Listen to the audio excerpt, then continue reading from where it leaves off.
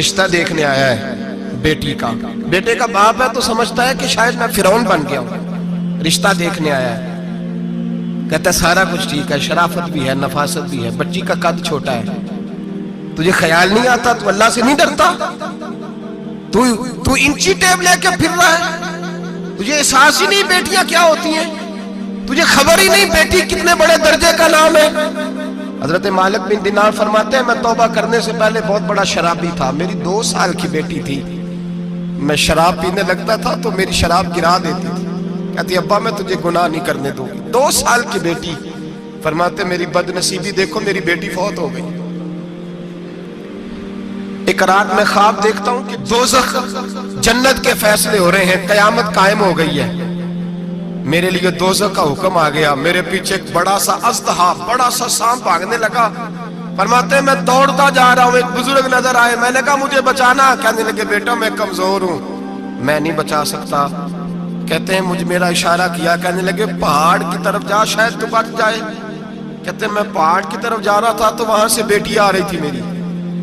میری بیٹی دوڑتی آئی, میری گود میں بیٹھی اور اژدہے سے کہنے لگی دفع ہو جا, تو میرے ابو کو نہیں جلا سکتا.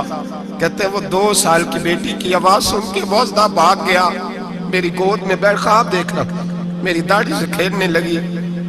کہنے لگی ابا میں تجھے منع کرتی ہوں نا شراب نہ پیا کر, شراب. تو میں نے کہا بیٹے یہ کیا ہے سارا کچھ؟ کہا ابا جی یہ تیرے برے عمل ہے جو اژدہا بن.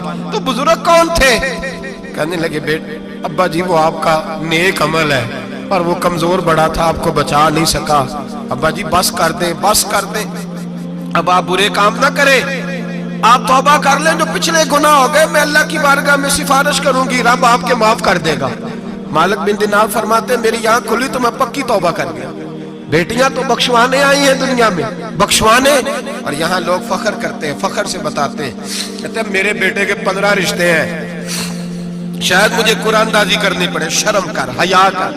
لوگیوں کی بیٹیوں کے بارے میں اس طرح کے انداز اختیار کرتا ہے, تو گناہ کرتا ہے, پھر اس پر تو پھولتا نہیں سماتا, اس پر تو پھر تجھے حیا نہیں آتی. لوگ ٹیس کرتے ہیں, میں نے دیکھا ہے, بہن کے بھائی کو تکلیف دیتے ہیں, بیٹی کے باپ کو تکلیف دیتے ہیں, اذیت پہنچاتے ہیں. ڈرنا چاہیے نا, گناہ کرتے ہو پھر فخر بھی کرتے ہو, شرم آنی چاہیے.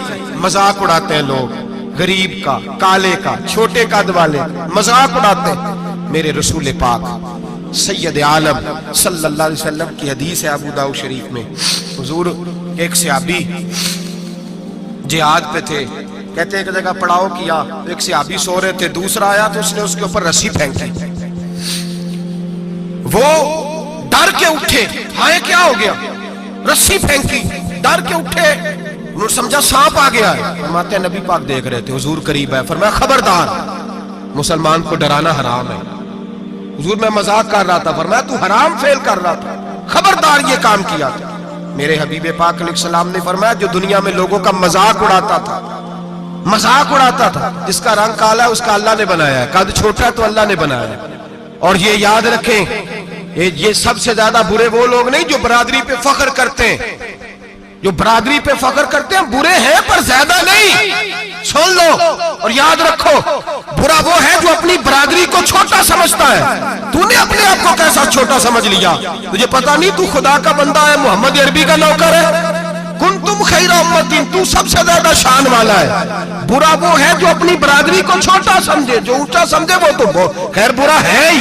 تو برا ہے جو اپنے آپ کو چھوٹا سمجھ رہا ہے. کیوں تو چھوٹا سمجھتا ہے؟